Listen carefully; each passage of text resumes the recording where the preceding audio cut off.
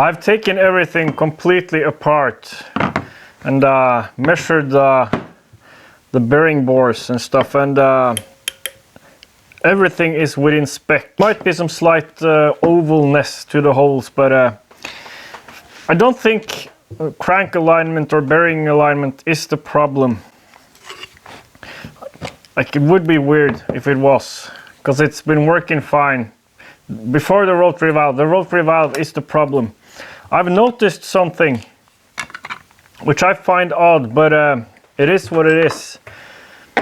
I'll bring you in close and I'll show you. Looking at the valve, it's been getting hot around the inner rim here. So that's where it's been the hottest. You can also see that here, evidence of heat here and here. And if we look at the carbon fiber valve, it's this area that's been worn down the worst. It's like 1.08 millimeters here. The rest of the valve is actually within spec, 1.6. The same for this area, like it's worn more, but 1.4. Why is there so much drag and wear in this area?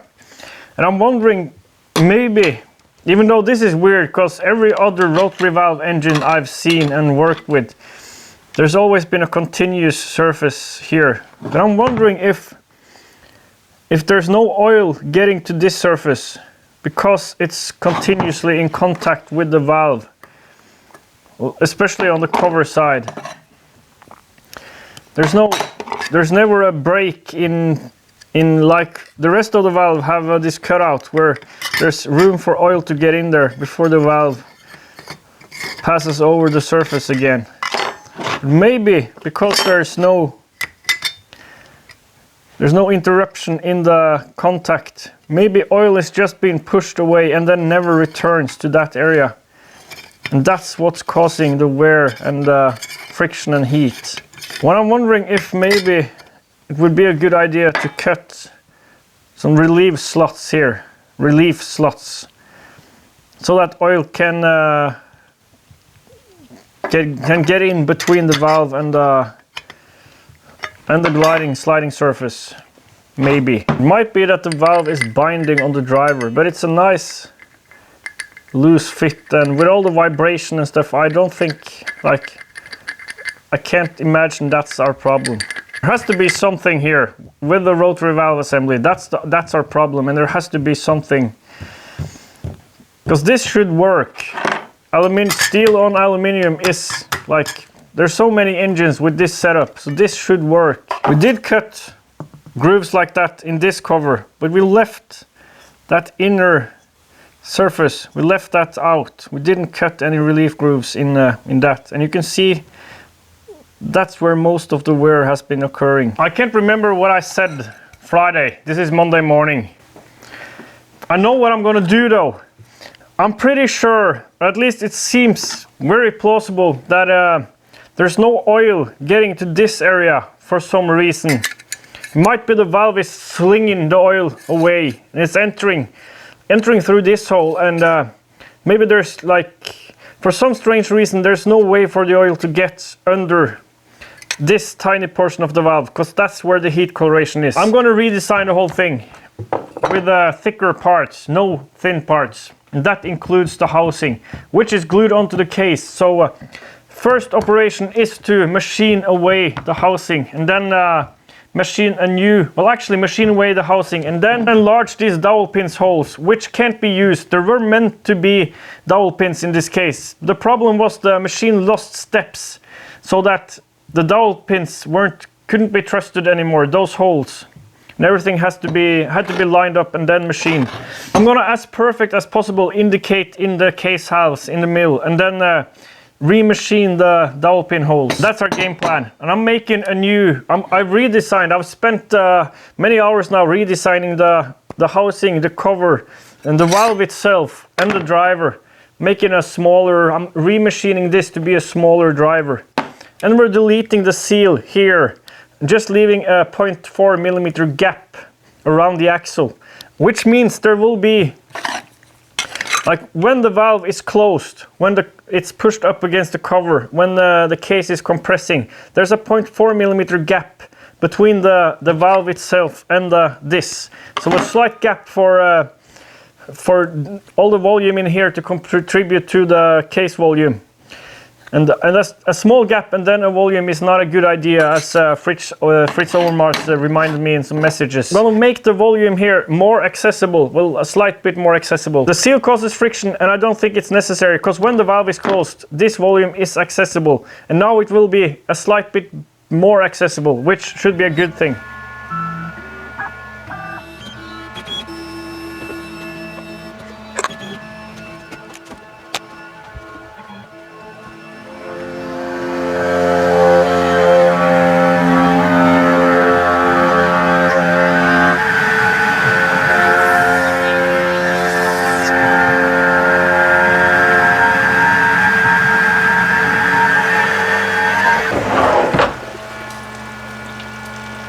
Not perfectly cleaning up the surface, so I'm lowering it 0.1 millimeters.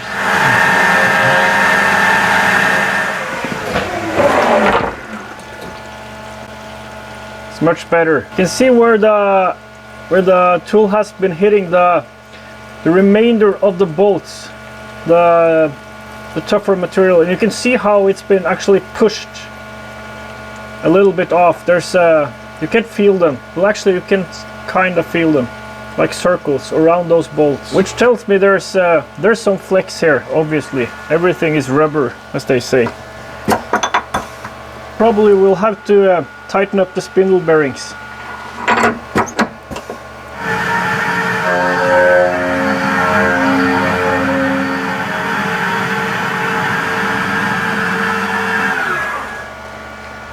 A little bit of deburring, and then we'll start the doweling operation before we machine the new cover and attach it to here.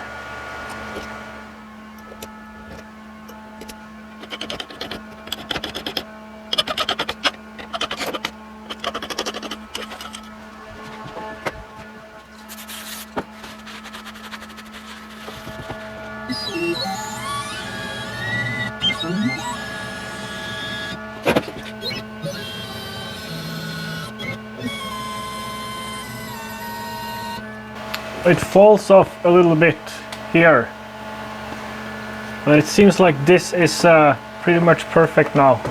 I'll tighten it and see if it moves.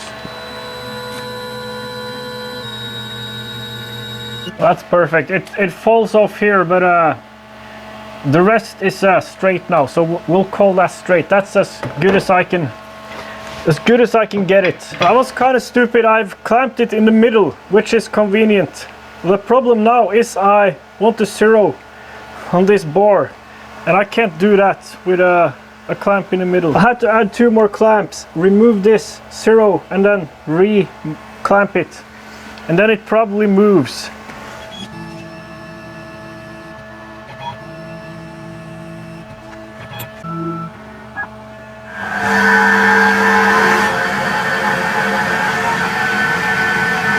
I set the machine to cut a slight bit undersized, just to be sure, and it is a slight bit undersized. So now let's try on size. So that's going in. Another skim cut for so to get a sliding fit and not stuck in there fit. So a very tight fit. We'll leave it at that for this side. So this can be the side where the dowels stay. And then I'll make sure the other side is just a slightly bit larger, so that it slides easier. So the pins slide in and out easier, I meant. That's what I meant.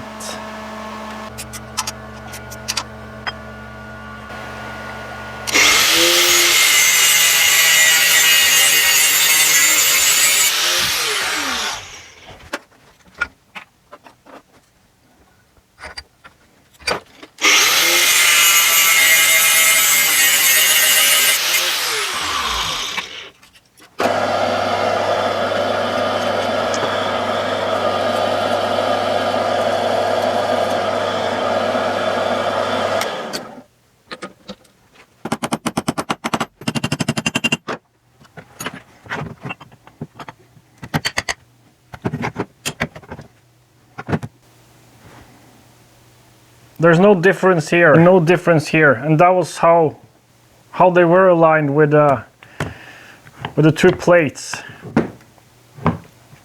So a successful doweling, I think. Still no guarantee that the two bearing recesses are parallel and on the right axis as this, but they should be. Let's start working on the new rotary valve housing.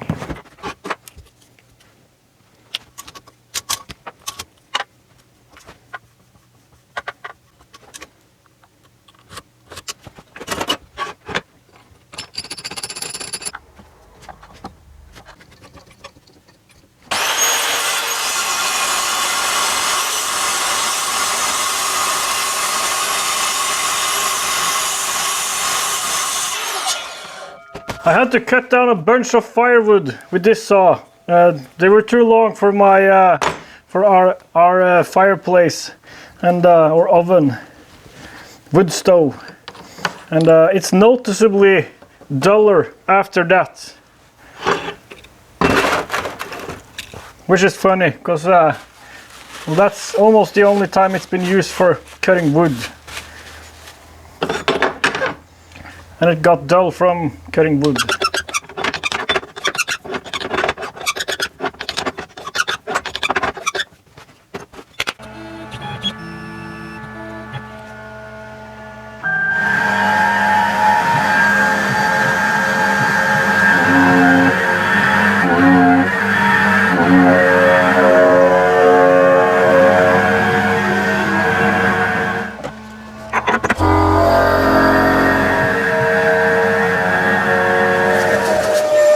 Too much chip mass gathers back here, it packs up and the machine will lose steps.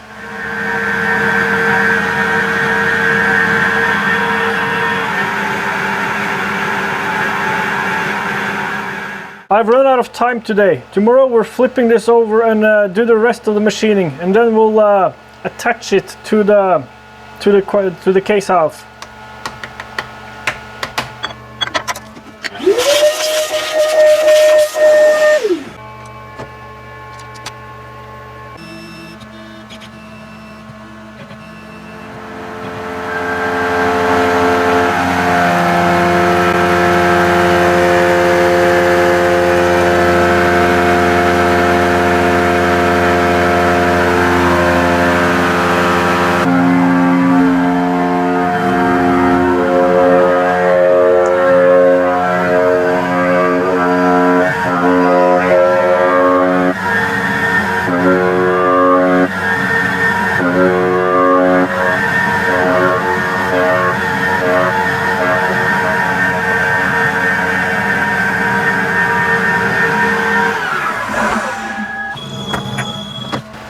You can see because there's an overhang here, it hasn't been properly finished at this area.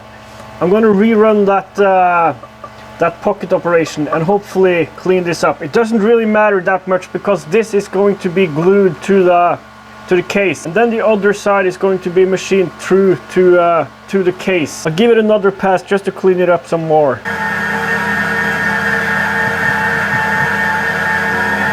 It didn't clean up fully, but it doesn't matter. As I said, this will be glued to the case half and then machined through to the other side of that case half. So it doesn't matter. Should have moved the vise one step in this direction. The reason I had to mount it like this is because otherwise it would I would run out of x-axis, y-axis.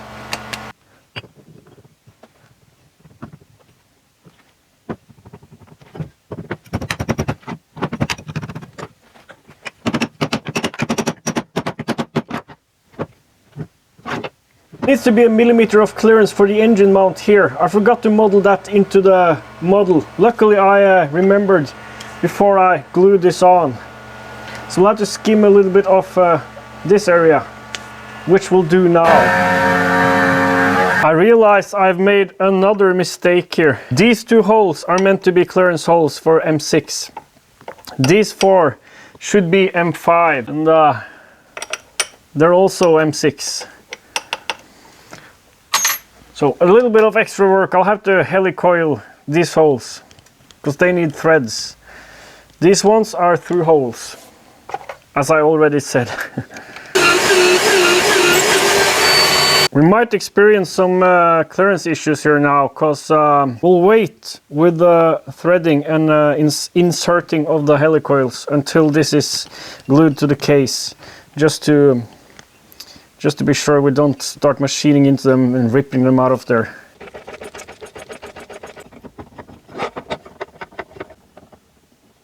We might notice the water inlet will be gone now.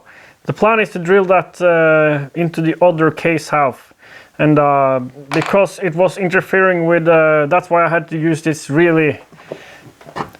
that super thin section there, and now we're avoiding that.